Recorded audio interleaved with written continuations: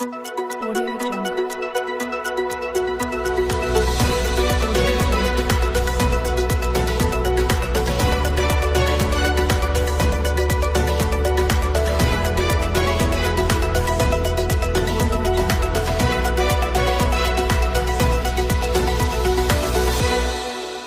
ये युवाओं के साथ एक भद्दा मजाक हुआ है को मनोबल को तोड़ने वाला एक कदम उठाया गया है। हमारे यहाँ जो विजेता रहे हैं वो भी उनकी भी आयु लगभग 30 के आसपास रही है, जो जिन्होंने परमवीर प्राप्त किया है, पदक प्राप्त किया है। ये कहना कि नई उम्र के लोगों को 4 साल के लिए रखना है और उससे उनको ट्रेन करके फिर हम उनमें से 25% लोगों को रखेंगे, ये बहुत ही गलत निर्णय है।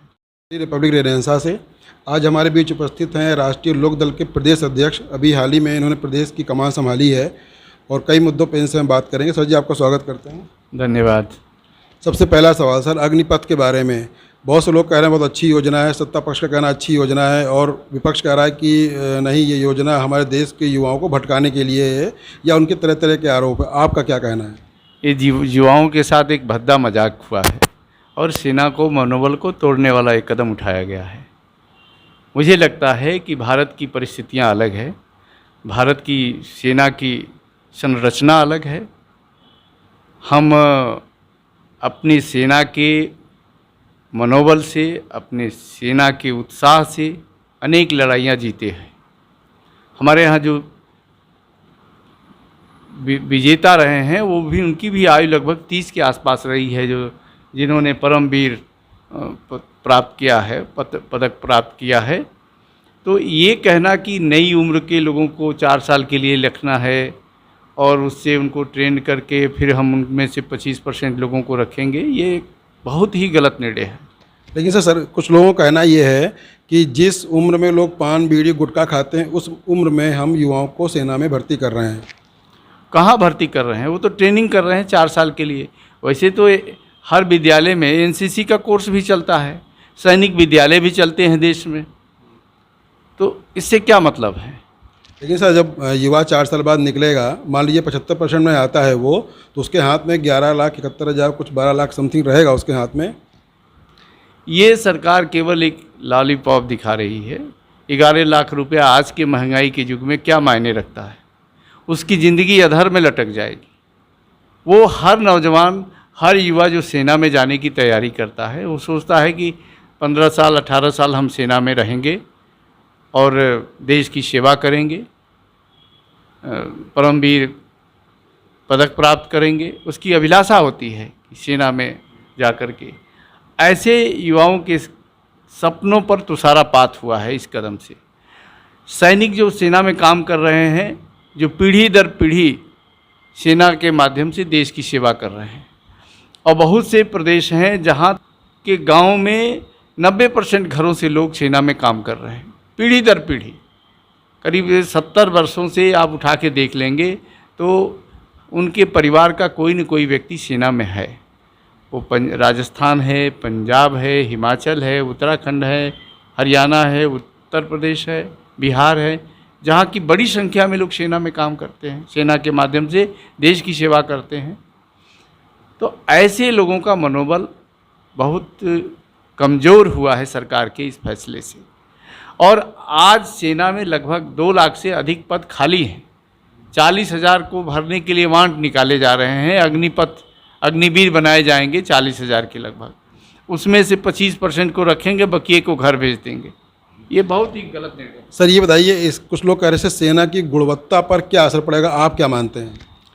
सेना की ट्रेनिंग का जो पीरियड है वो 11 महीने तक का चलता है और 11 महीने की ट्रेनिंग के बाद सेना पूरे देश भर में जगह जगह जलवायु परिस्थिति और भौगोलिक परिस्थितियों के अनुसार पूरे देश में भ्रमण करती है, अनुभव प्राप्त करती है। उसके बाद वो पारंगत होती है लड़ाई लड़ने के लिए। आज तो ऐसी हालत है कि वो 6 महीने की ट्रेनिंग करेगा, 6 महीने की छुट्टी पर घर चला जाएगा, 1 साल इसमें बीत जाएगा, 3 साल बचता है। 3 साल में क्या कर लेगा?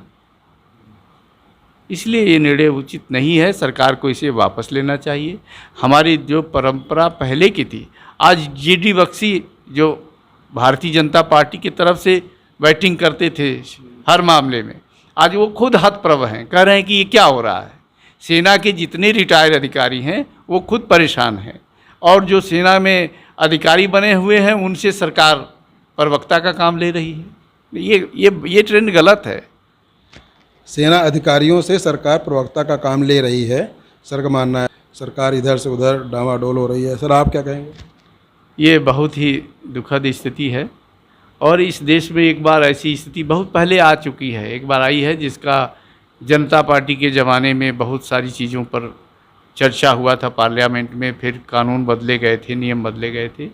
लेकिन जो शुरुआती दिनों में कांग्रेस जिसके लिए बदनाम थी कि जिस सरकार को चाहे भंग कर दे, बर्खास्त कर दे, राष्ट्रपति शासन लागू कर दे, आज वो हालत नरेंद्र मोदी जी और अमित शाह के द्वारा कराया जा रहा है, ईडी और सीबीआई के माध्यम से। जिस विधायक के पीछे चाहिए ईडी लगा दीजिए, सीबीआई लगा दीजिए, या तो उसे जेल जाने के लिए तैयार रहना पड़ेगा, नहीं तो उसे सादे कागज़ पर साइन करना पड़ेगा। आज वही हालत हुई है महाराष्ट्र में। 6 महीने से रिसर्च करके जितने विधायक कारोबारी थे सबको ईडी की नोटिस थमा दी गई, और सीबीआई सबके पीछे लगा दी गई। ईडी और सीबीआई के सहारे सरकार को गिराना और सरकार को चलाना, सरकार को बनाना, ये लोकतंत्र के लिए एक अभिशाप सिद्ध होने जा रहा है। ईडी और सीबीआई के सहारे सरकार गिराई जा रही है।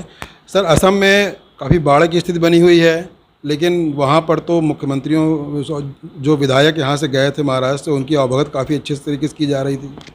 यही पूरा हिंदुस्तान देख रहा है कि पर्दे के पीछे क्या हो रहा है।